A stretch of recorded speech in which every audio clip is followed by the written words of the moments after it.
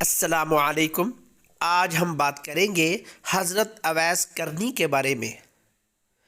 دور خلافت راشدہ میں جب حضرت عمر رضی اللہ تعالی عنہ اور حضرت علی رضی اللہ تعالی عنہ مقام کوفہ پہنچے اور اہل یمن سے ان کا پتہ معلوم کیا تو کسی نے ان سے کہا کہ میں ان سے پوری طرح واقف نہیں ہوں، البتہ ایک دیوانہ آبادی سے دور عرفہ کی وادی میں اونٹ چرایا کرتا ہے اور خشک روٹی اس کی غذا ہے۔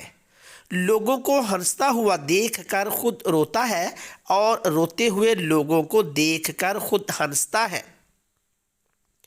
چنانچہ حضرت عمر اور حضرت علی رضی اللہ تعالی عنہ وہاں پہنچے تو دیکھا کہ حضرت اویس نماز میں مشغول ہیں اور ملائکہ ان کے اونٹ چرا رہے ہیں۔ فراغت نماز کے بعد جب ان کا نام دریافت کیا تو جواب دیا کہ عبداللہ یعنی اللہ کا بندہ۔ حضرت عمر رضی اللہ تعالی عنہ نے کہا اپنا اصلی نام بتائیے۔ ان کا نام آپ نے جواب دیا کہ اویس ہے۔ پھر حضرت عمر رضی اللہ تعالی عنہ نے فرمایا کہ اپنا ہاتھ دکھائیے۔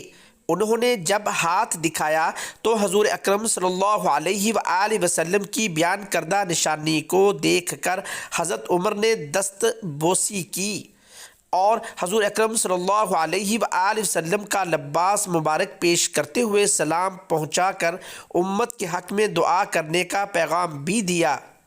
یہ سن کر اویس کرنی رحمۃ اللہ علیہ نے عرض کیا کہ آپ خوب اچھی طرح دیکھ بھال فرما لیں، شاید وہ کوئی دوسرا فرد ہو جس کے متعلق حضور اکرم صلی اللہ علیہ وآلہ وسلم نے نشاندہی فرمائی ہے۔ حضرت عمر رضی اللہ تعالی عنہ نے فرمایا جس کی نشاندہی فرمائی ہے وہ آپ میں موجود ہیں۔ یہ سن کر اویس کرنی نے عرض کیا اے عمر تمہاری دعا مجھ سے زیادہ کارگر ثابت ہو سکتی ہے۔ حضرت عمر نے فرمایا میں تو دعا کرتا ہی رہتا ہوں، آپ کو حضور کی وصیت پوری کرنی چاہیے۔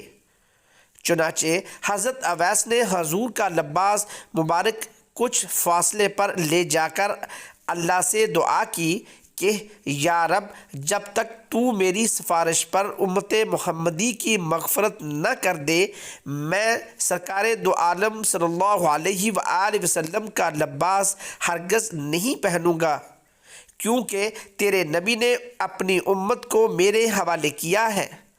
چنانچہ غیب کی آواز آئی کہ تیری سفارش پر افراد کی مغفرت کر دی۔